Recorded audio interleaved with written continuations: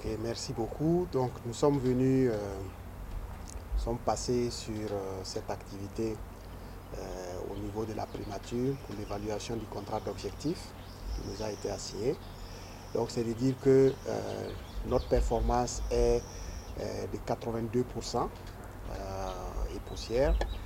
Et nous sommes, comme on l'a dit à son Excellence, Monsieur le Premier ministre, très fiers d'avoir pu atteindre ce taux, compte tenu du fait que c'est un nouveau ministère et déjà de mettre en place le ministère, les discussions pour cerner le périmètre du ministère.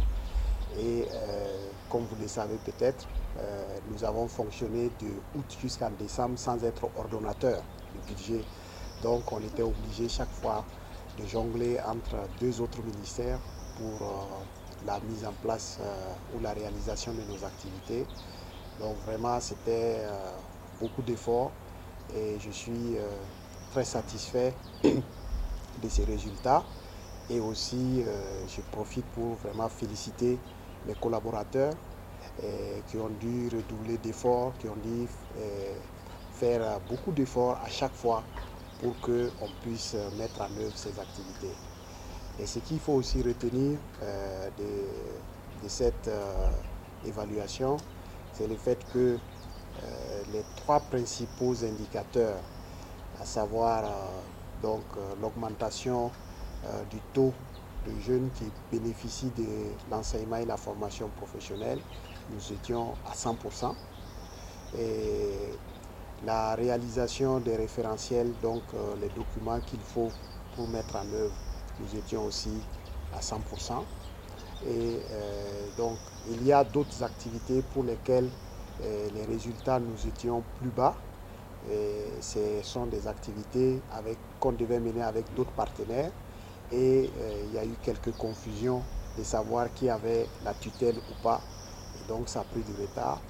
Mais nous avons pu nous accorder et ces activités sont en cours et vont être réalisées en 2025. Et ce que je voudrais ajouter, ce sont les orientations qui nous ont été données pour la suite.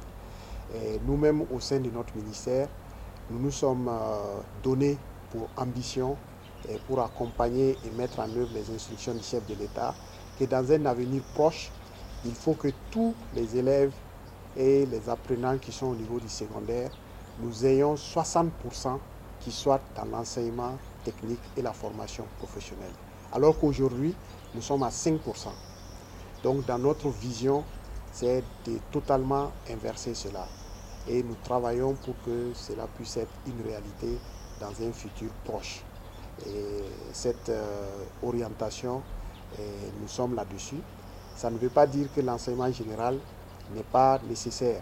Mais l'enseignement général aussi, nous devons l'amener vers de l'enseignement scientifique pour préparer les scientifiques burkinabés parce que tous les changements que nous voulons faire, il faut qu'on ait une masse critique de scientifiques pour nous accompagner. L'industrialisation, la transformation de la société, il faut que l'on ait des gens bien préparés pour que cela puisse se réaliser. Donc il faut bien le retenir. Nous sommes dans une phase de préparer des scientifiques dans le cadre de l'enseignement général et aussi d'orienter au moins 60% des gens sur l'enseignement technique et la formation professionnelle. Je vous remercie.